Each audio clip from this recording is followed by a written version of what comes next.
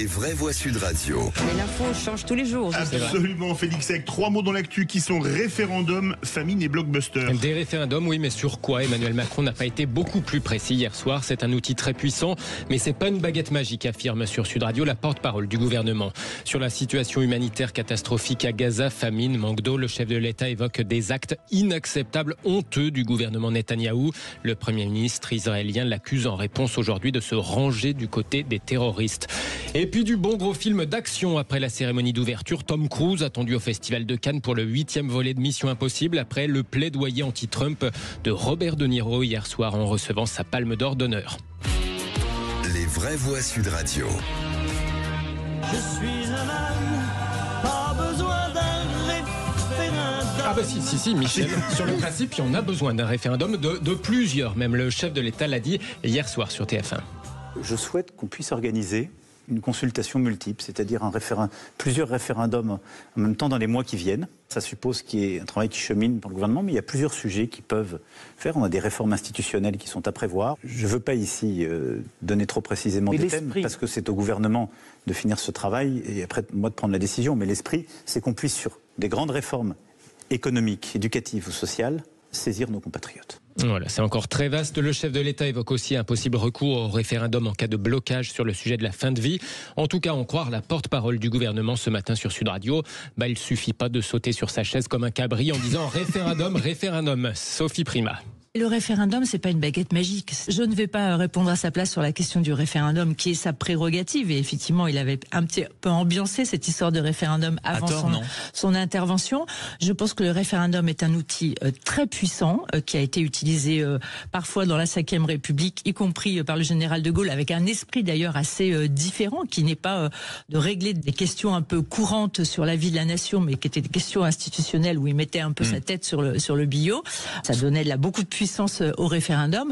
Là, je pense que les pistes ont été clairement indiquées par le président de la République. Le référendum viendra si nous n'arrivons pas à désenliser la question de la fin de vie, par exemple, à l'Assemblée. Sophie Primas, la porte-parole du gouvernement, au micro de Maxime Liedo ce matin dans le Grand Matin Sud Radio. Et puis le deuxième mot, famine. Le Premier ministre israélien dénonce vigoureusement aujourd'hui les propos du chef de l'État sur Gaza. Emmanuel Macron a refusé de se prononcer sur l'emploi ou non du terme génocide. Il estime que c'est aux historiens plus qu'à lui de trancher là-dessus. En tout cas, Emmanuel Macron évoque en revanche la situation critique des habitants de l'enclave palestinienne. J'ai vu des femmes, des enfants blessée, une femme avec la colonne vertébrale qui avait été brisée, qui a passé 6 mois sans soins. J'ai vu des femmes qui, les cicatrices n'étant pas refermées, disaient « je veux retourner à Gaza ». C'était l'une des pires choses qui m'a été donnée de voir. Et j'ai vu toute l'aide que la France, tant d'autres pays acheminent, qui était à la riche, qui était là, bloquée par les Israéliens. Et donc je le dis avec force, ce que fait aujourd'hui le gouvernement de Benjamin Netanyahou est inacceptable. Il n'y a pas d'eau. Il n'y a pas de médicaments, on ne peut plus sortir les blessés, les docteurs ne peuvent plus y aller. Ce qu'il fait, c'est une honte. Des propos en réponse auxquels les services du Premier ministre israélien accusent aujourd'hui Emmanuel Macron, je cite, de se ranger du côté d'une organisation terroriste, mais aussi des styles de relayer une propagande ignoble. Philippe Bilger. Je trouve que le président, sur ce plan-là, a totalement raison.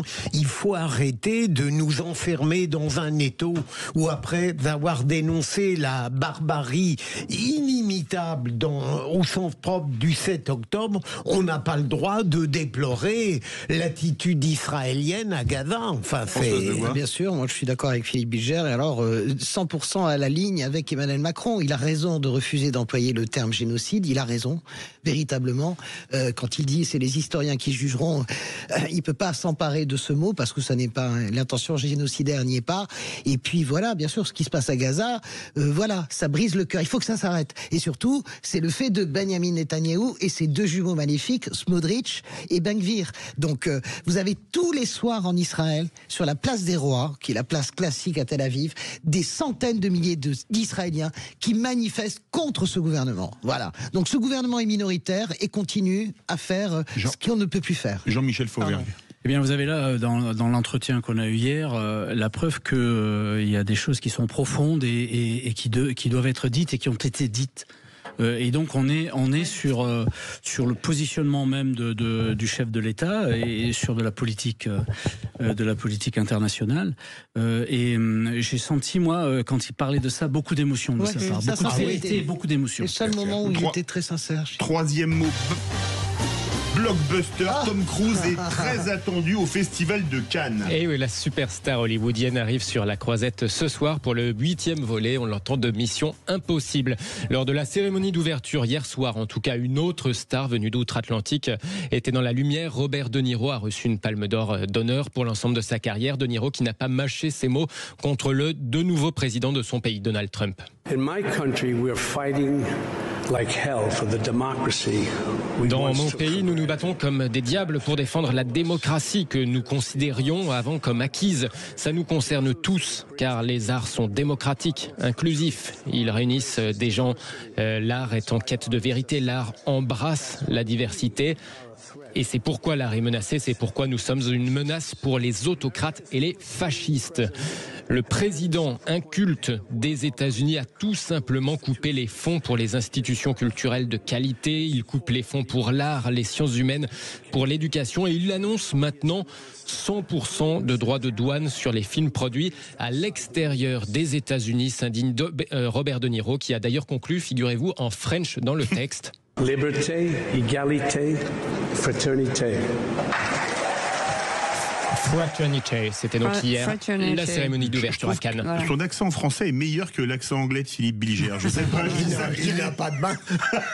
Ou de Coquerel qui dit Tom Cruise. Tom Cruise, oui. C'était vraiment bien hier. De Niro, on l'avait laissé aux Oscars dans un registre un peu éructant contre Donald Trump. Il avait hier quand même un discours très construit, pas forcément gauchisant, hein, un discours très construit sur la fonction de l'art. Moi, j'ai apprécié véritablement. Il n'y avait pas quelque chose d'idéologique, c'était vraiment un discours... C'était pas hystérique en tout cas. C'était philosophique, c'était à quoi sert l'art, il est inclusif, en quoi peut-il contribuer à la démocratie. J'ai trouvé ça très relevé en fait. Et surtout, ce qui était insupportable hier pour moi de la part de formidables acteurs, aujourd'hui est compréhensible. Il peut tout à fait le dire. Absolument. Non, mais c'est fort, bien sûr, Merci ça s'entend très très bien. Beaucoup Félix Mathieu. Merci. Avec plaisir. Très bon. 3 mots dans l'actu. Oh, merci, voilà. Merci. Et je vous donne la palme d'or aujourd'hui. C'est gentil, c'est gentil, trop d'honneur. Vous voulez que je fasse un discours? You are the best. J'aurais adoré, mais non. C'est non sans une certaine émotion. Voilà, c'est bon. Voilà. Allez, dans